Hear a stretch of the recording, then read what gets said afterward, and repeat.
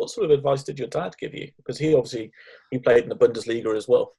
Yeah, I mean, he would more honestly just like similar to the other people. What they've given me is just be confident. Of course, he knows what I can do better than anybody. He's seen me since I've been a baby, obviously. So, yeah, he just wanted me to be confident, play my game, and keep me grounded at the same time because he knows a lot is coming at me. But he's confident that I can do well. But telling me that not to get too high and not to get too low. So, stay very grounded, and I'm really grateful to have him with all the advice. I remember when he was younger and he'd play and he would cry, he would scream, he would yell if he lost.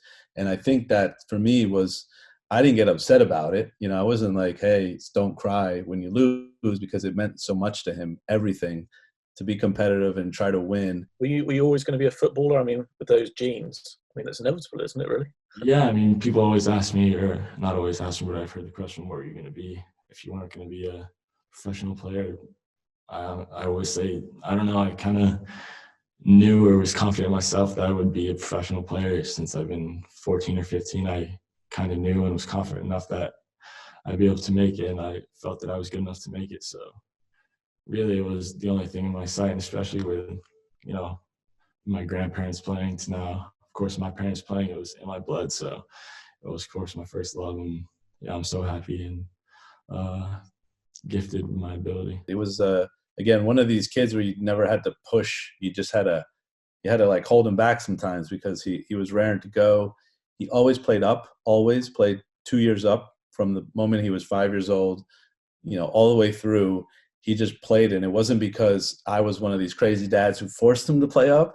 It's really where he belonged. And I think that always helped him, and it also helped him to mature probably earlier because he was always around older kids. There was sort of a lot of speculation a little while ago about whether you play for England or the US, and it's going to be the US for you. Is that right? Yeah, 100%. I was aware of the rumors, but for me, it was really nothing else besides the US. You know, he always felt, you know, that was the only country he was going to play for, and you know, he kind of didn't know what to do with all this these rumors, and we just kind of ignored it. There was interest, but you know, he didn't want to disrespect any of these incredible footballing nations. But you know, he's like American kid. He's, you know, even though he was born in England, he's an American kid. He grew up playing with you know, the youth national team. So he's looking forward to that. We were talking to Josh Sargent last week, and he talked about how the US has a WhatsApp group. Are you on the WhatsApp group yet?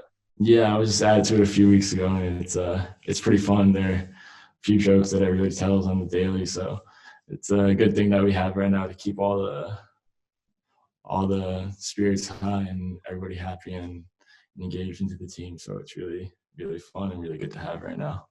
I mean, that must be the goal now. Is that sort of the next step for you, is making your debut there? Yeah, I mean, there was a good chance that it was going to happen in the Netherlands or against Wales in one of these games, and I was really looking forward to it. But obviously, it was called off because of this virus. I was very disappointed, but yeah, I think we were going to have more games in June, but obviously now I think they're going to be canceled too. So I think the next thing we have is World Cup qualifying, and yeah, of course, it's going to be really cool to make my debut eventually and hopefully soon. So, but the most important thing for me is that we qualify for this World Cup and just help the team in any way I can. You know, there's a good generation of players coming through here in MLS and playing in Europe, so it's exciting time. And you know, he's looking forward to making that jump, you know, into the national team and being able to contribute there and making that, again, that first step as well into international football. So, but it definitely means so much to him, and it'll be exciting for us. Hopefully we can see that first time he gets a chance to play. What do you make of this current group of you? You're all in a similar sort of age bracket, all extremely promising young talent coming through. That must be extremely exciting for you guys. Yeah, I mean, I think from 97, 98 to around my age, we have a really good core group of guys that can really take the next step in these World Cups and make it far in these tournaments. So from Christian all the way down to myself, we have really good talent in between us, like Dest and Sargent and McKinney and Tyler Adams also. But yeah, it's a really exciting time for all of us, and we know what we're capable of doing in the future, and we all have this kind of hunger inside us to prove that, you know, Americans can play too, and that we're out there and looking to win some trophies.